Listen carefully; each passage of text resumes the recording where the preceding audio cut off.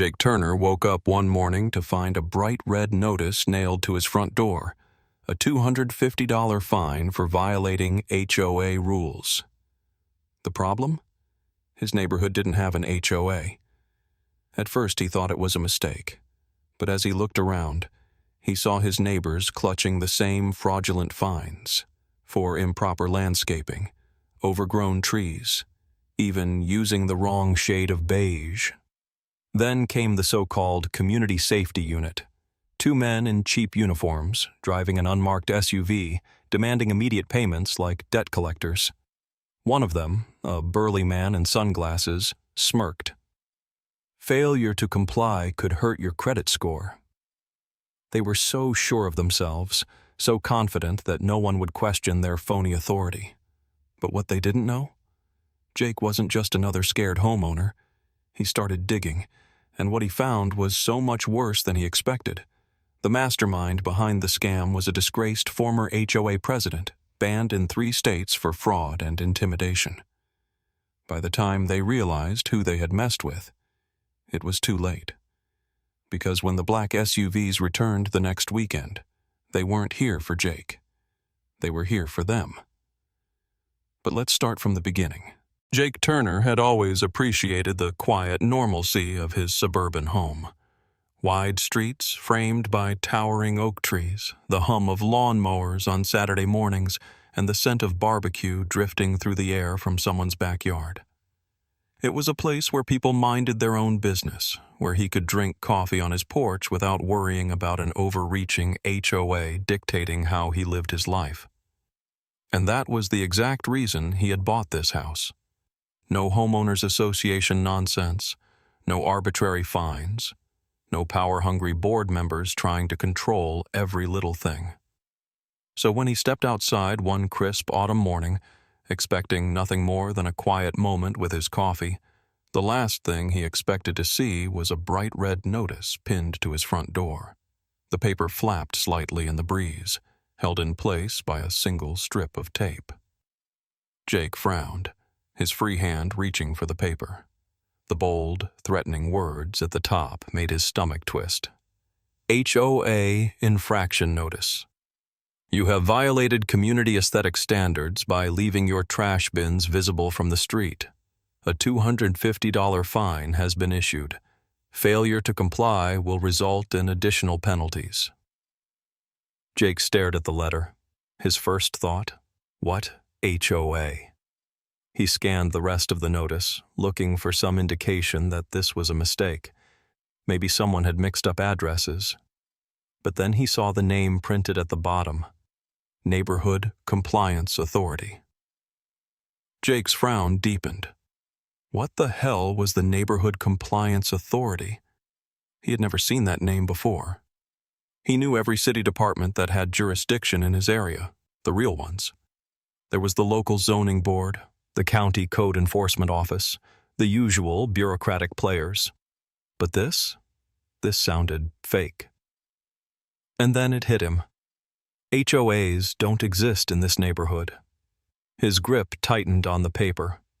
This wasn't just some clerical error. Someone was trying to fine him for rules that didn't exist. His irritation morphed into something colder, sharper.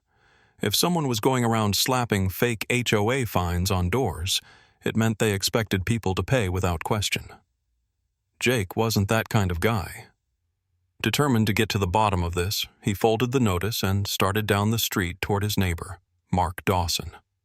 Mark, a retired Marine with a no-nonsense attitude, was already outside, his arms crossed as he examined an identical red notice nailed to his garage. They think they can just create an HOA out of nowhere and start fining people? Mark growled, shaking his head. This is fraud. Jake held up his own paper. You got one too? Yeah, Mark said, his voice tight with controlled anger. They're full of it. Jake glanced around. More neighbors were stepping outside, holding the same bright red papers, confusion turning into frustration as they read through the bogus fines. It wasn't just him. This was happening to everyone. One woman was fuming over a fine for improper landscaping. Another man was shaking his head at a violation for overgrown trees. One house even got cited for using the wrong shade of beige. Jake's jaw tightened. This wasn't some mistake. This was an orchestrated scam. And whoever was behind it, they thought they could get away with it. He exhaled slowly, his pulse steady despite the anger simmering beneath the surface. Not on his watch. Whoever these wannabe HOA overlords were, they had picked the wrong neighborhood to mess with. And Jake? He was about to make sure they regretted it. Jake wasn't one to let things slide, especially when someone was trying to scam him out of his hard-earned money. He wasn't just going to throw away $250 because some fake neighborhood compliance authority decided to print out some official-looking letters. So, he started digging. That night, after dinner, he sat at his laptop with a fresh cup of coffee, typing in every possible search term he could think of. Neighborhood Compliance Authority, HOA records for his neighborhood, city zoning laws. Nothing. No registered HOA, no Neighborhood Compliance Authority, no legal documents backing any of this up. It was a ghost organization. Someone had just made it up. Jake leaned back in his chair, rubbing his jaw. This was bigger than just a misunderstanding. Whoever was behind this wanted money, and they were hoping people would be too lazy or scared to question them, and that meant they weren't stopping anytime soon. The next morning, things escalated. It started with the black SUV. Jake first noticed it when he went out to grab his mail. The vehicle rolled slowly down the street, too slow, like it was casing the neighborhood. The words Community Safety Unit were printed on the side in cheap vinyl letters. The logo? A generic-looking shield that screamed amateur hour. And the men inside? Not cops. Two guys, both in cheap security uniforms, one of them sipping from a gas station coffee cup, the other scanning the houses like he actually had authority here. Jake's gut immediately told him what was happening. Fake HOA, fake fines, and now, fake enforcers. Jake was already waiting when they pulled up in front of his driveway. He stepped onto his porch, arms crossed, watching as the two men got out of the SUV like they were about to serve a warrant. The burly one, bald, with sunglasses and an earpiece like he was in the Secret Service, was the first to speak. "Sir," he said, his voice dripping with false authority, "your fines are overdue. We need payment immediately to avoid escalating penalties." Jake raised an eyebrow. They were really going for it. He tilted his head, pretending to think. "Oh, interesting. Do you guys have a badge? A warrant? Maybe a legal HOA charter?" He smiled. "Because I don't think you have the right to fine anyone." The thinner guy, clipboard in hand, looked unfazed. He tapped the stack of papers like it somehow made him more official. "We have jurisdiction over this neighborhood," he said smoothly. "You agreed to these regulations when you moved in." Jake's smirk widened. "No, I didn't. Because this neighborhood doesn't have an HOA." Silence. For a split second, neither of them knew what to say. Then Jake noticed something. The SUV? No official plates, no government markings, just a random, unmarked car. That's when the irritation turned into pure anger. "Get off my property," Jake said, his voice dropping to cold steel. "Unless you have a court order, you're trespassing." The burly guy stepped closer, trying to use his size to intimidate. "We can report this non-compliance to collections," he said, his voice low. "Your credit score could take a hit." Jake laughed. "Buddy, good luck with that." He took a step forward, lowering his voice. "Because I have an attorney on speed dial who would love to hear about this little scam operation." The two men exchanged a nervous glance. They weren't expecting pushback. Without another word, they turned and walked away. Jake watched as they climbed back into their phony police SUV and drove off, disappearing around the corner. But he knew this wasn't over. If they were willing to fake an HOA, fake fines, and now fake law enforcement, There was no telling what else they were capable of. Jake was done playing games. The moment those fake enforcers walked off his property, he knew he had to act fast. This wasn't just about a bogus fine anymore. It was organized fraud. These guys were running a full-scale scam, preying on homeowners who might not think to question it. So, he got to work. For the next few days, he went door to door, talking to neighbors, collecting every fake violation notice he could get his hands on. He took photos, recorded statements, and started documenting everything: the threats, the visits, and most importantly, the patterns. And then he got the break he needed. Mark, the ex-Marine who took no nonsense, had security cameras set up around his house, top of the line. And he had a habit of checking the footage whenever something didn't sit right. "Got something interesting for you," Mark said, handing Jake a USB drive over the fence. "You're gonna love this." Jake rushed inside, plugged it into his laptop, and hit play. And there it was. One of the phony enforcers, the bald, burly one with the sunglasses, removing a "no trespassing" sign from a neighbor's yard. He yanked it out of the ground, tossed it in the back of their black SUV, and walked away like he owned the place. Jake paused the video, his eyes narrowing. There it is. Proof that these guys weren't just trying to fine people, they were actively breaking laws. But it got even better. The camera had captured a perfect shot of the guy's face, and Jake knew exactly what to do with it. After a few hours of digging, he finally hit gold. He ran the face through a reverse image search, and within minutes he had a name: Ethan Sloan, a disgraced former HOA president, a man who had been banned from managing HOAs in 3 states for, get this, fraud, embezzlement, and illegal enforcement tactics. Jake leaned back in his chair, a slow grin spreading across his face. Gotcha. This wasn't some random con artist. This was a professional scammer who had been caught before.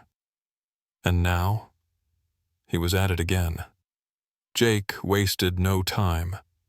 He grabbed his phone and called his cousin, Lisa Carter, a real estate attorney who had torn apart shady HOAs in the past.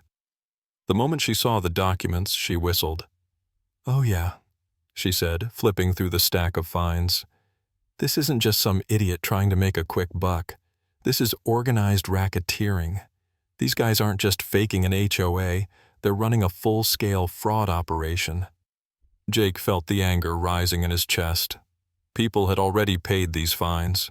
Some of his neighbors, older folks, single moms, hard-working families, had handed over their money, thinking this was real. And that's when Lisa dropped the bombshell.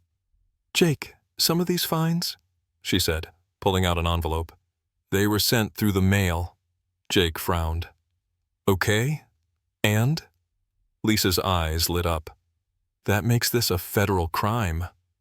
Jake's heart skipped a beat. "Mail fraud," Lisa clarified, holding up the documents. "These guys aren't just violating local laws. They've crossed into federal territory. And that means the feds are going to love this." Oh, hell yes. This wasn't just about his neighborhood anymore. This was about taking these guys down, permanently. Lisa wasted no time. She contacted a federal judge she had worked with before, explaining the case, showing the evidence. Within 48 hours, a cease and desist order was issued against the Neighborhood Compliance Authority. And just like that, a formal federal investigation was launched. Jake sat back, feeling the weight of it all settle in. They thought they could get away with this. They were wrong. Now, the feds were coming. And Jake? He couldn't wait to see the look on those fake enforcers' faces. The next weekend, the fake HOA enforcers returned, this time bolder, more aggressive. They went door to door, demanding immediate payments, pushing homeowners to hand over cash on the spot. Jake had been waiting for them. As the phony enforcers marched up his driveway, their fake authority dripping with arrogance, A black SUV rolled into view. But this one, it had government plates. 2 federal agents stepped out. "Mr. Sloan," one of them said, holding up a badge, his tone leaving no room for argument. "We need to have a word about your illegal HOA operation." The color drained from Sloan's face. "You've been running an unregistered entity, issuing fraudulent fines, and using intimidation tactics to collect money," the agent continued. "And sending those fake fines through the mail? That's a felony." Behind them, several homeowners gathered, watching the scene unfold. Then, cheering. Jake crossed his arms, letting the moment sink in. "I told you this was illegal," he said, a smirk playing on his lips. Sloan tried to argue, but it didn't matter. His partner was already in cuffs, shoved into the back of the SUV. Within minutes, Sloan was under arrest too. The judge later ruled that the Neighborhood Compliance Authority was a fraudulent entity, and every homeowner who had been scammed was entitled to full restitution. The entire operation collapsed. Within weeks, every fraudulent fine was declared null and void. And Jake? He became the hero of the neighborhood. The story spread far beyond their street. Homeowners across the country started questioning their own HOAs, exposing shady practices and fighting back. As for Sloan and his cronies, not only were they shut down for good, they were blacklisted from any future real estate ventures. That night, Jake sat on his porch, sipping a well-earned beer, watching the street return to the peaceful place he loved. Mark clapped him on the back. "Never thought I'd see fake HOA cops taken down by a federal judge." Jake chuckled. "Well, they picked the wrong neighborhood to mess with." And just like that, the scam was over, for good.